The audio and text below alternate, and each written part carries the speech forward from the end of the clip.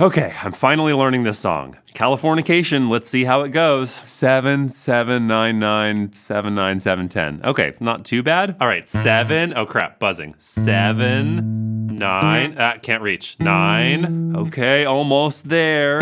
Stupid, dumb fingers. When you're just starting out, or even if you've been playing for a while, getting your stupid, dumb fingers to do the actual thing can be a battle. If they would just obey, you could play all those cool songs on your list. Sigh. But hey, don't worry, I got your back with 4 stupidly simple bass exercises. Practice these 10 minutes a day for a couple weeks, and you'll be confused by how good you're playing that bass line you were struggling with before. Folks of all levels on the BassBuzz forum tested them out for you, and they improved their strength and coordination, got more stretch and stamina, controlled flying fingers, plus actually used their improved technique while playing songs in real life. But to get these kind of level ups, you can't just skip to the tabs and mindlessly wiggle your fingers. You need to do them with the right technique, otherwise you're mostly wasting your time. So follow along with me as I walk you through these 4-finger unstupiding exercises and how to get the most out of them. Because when you stumble your way into a bass line without the fundamentals down, you get this, the dreaded rattle.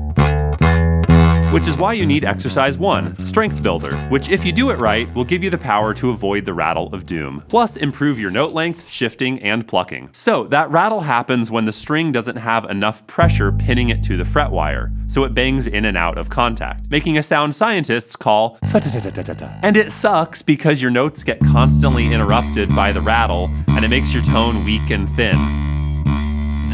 Under a microscope, it's one of the differences between an okay bassist hitting the right notes and a great bassist making them sound great.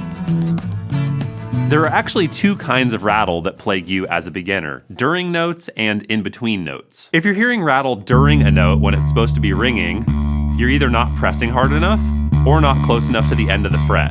Either one can make the string go fa-da-da-da-da against the fret wire. And if you're hearing rattle in between your notes, when you release one and go for the next, like this, you're lifting off the note too slowly. And if you don't transition from pressing to not pressing fast enough, there's an in-between moment when you have partial pressure on the string, which again makes it rattle on the fret. Luckily, this deceptively simple exercise helps you escape both kinds of rattle. We're just playing index, middle, pinky, ring, so you use every finger, and you can microshift as needed. You don't need to stretch like this. We'll work on stretching in the next exercise. And try to alternate index middle with your plucking hand. We'll focus on that more later too.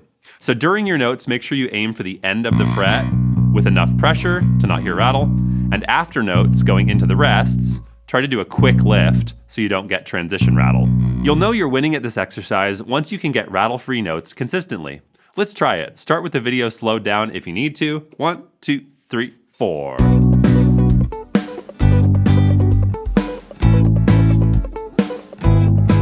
And if you really want to dive deep with these exercises, grab the free PDF in the description with all the tabs and play-along tracks. With that basic strength in place, now we can tackle exercise number 2, stretch, which will wake you up from your flexibility nightmares. You know, that dream where you're in your practice room, trying to reach your fingers from the low fret of a bass line to the high fret, and there's somehow an entire football field between where you are and where you need to be. What the hell do you do? Wake up, because this is totally solvable. Here's the scoop on stretching. It takes time because you're not just stretching your fingers, but you're teaching your hand how to move differently. But anyone can do it, any hand size, and it actually will happen naturally the longer you play bass. An exercise will just speed up your progress. And hey, look, real students said this after doing this exercise. Stretching is getting easier. Now I can comfortably stretch even with my sausage fingers. And look, it's super simple. Just play frets 9, 10, 11, 12 with index, middle, ring, pinky.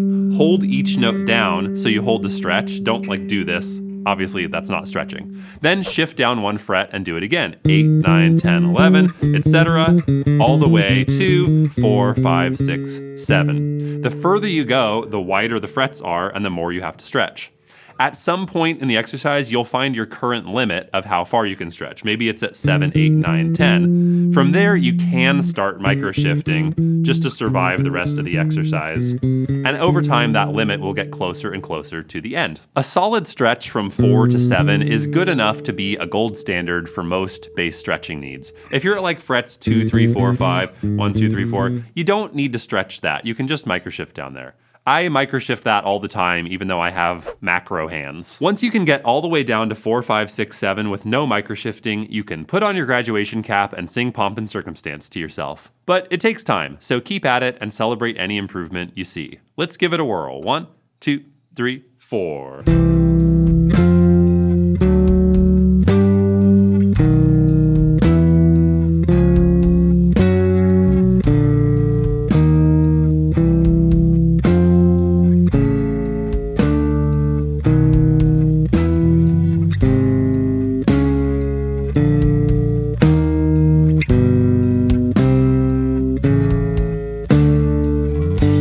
The hardest part of creating new technique habits is consistency. Whether you're trying to ditch the rattle, or build stretch, or fix your flying fingers, you've got to stay focused over many practice sessions. And most humans struggle to stay that consistent on their own, which is where my Beginner to Badass course comes to save the day. By just following along and playing music with me one lesson after the next, you'll get frequent reminders to check your technique habits and test your awareness of good versus bad technique. Also, on a weekly basis, somebody unprompted says it's one of the best things they've spent money on in their life. Just saying. So click the link below or check it out at BassBuzz.com. And now with the strength and stretch from the first 2 exercises, we can hit exercise 3, Stamina Pumper, which tackles the elephant in the room. And by elephant, I mean the weak sauce version of you that runs out of stamina after 4 bars and can't make it through a whole song. Bass endurance isn't that mysterious. You play bass with muscles, big and small, and the more you tire them out and recover, and tire them out and recover, the more stamina you get. And when you work on your stamina, you also get more plucking speed and consistency, plus more consistent volume and rhythm. So we're taking the notes from the stretch exercise and making this a stamina pumper. You're still just fretting index, middle, ring, pinky, but holding the stretched position for longer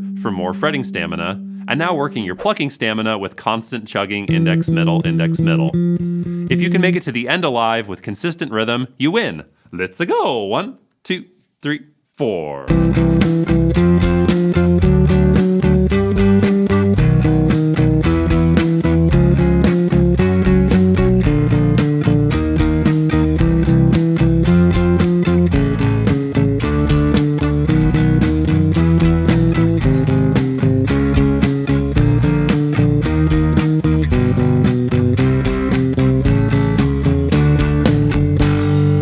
Now you've got what it takes to tackle our final exercise, number 4, finger controller, which addresses maybe the most embarrassing bass technique issue. You've got the notes down, you've got the stamina to get through the song, but you keep flipping off the audience like they're requesting Freebird. Freebird!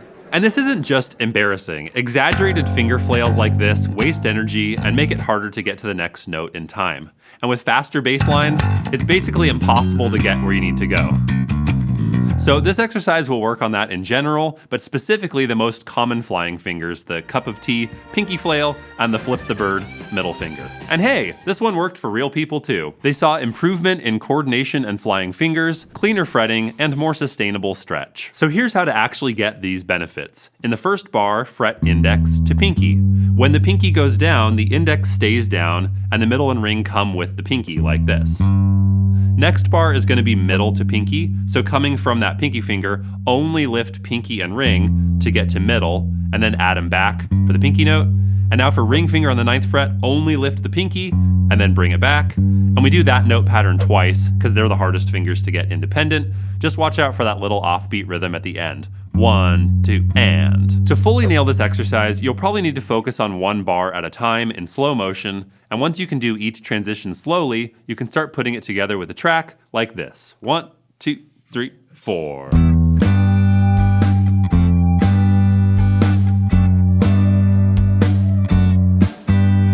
So if you really want to fix those flying fingers and defeat your disorderly digits, one exercise isn't going to cut it. You need other note and finger combos to stress test your skills. So click here for my first Practice This Daily video so you can work on your technique and flying fingers on an exercise built from a super useful walking bass pattern. Play Freebird for f***'s sake! And I'm free as a bird now. I don't even know how it goes.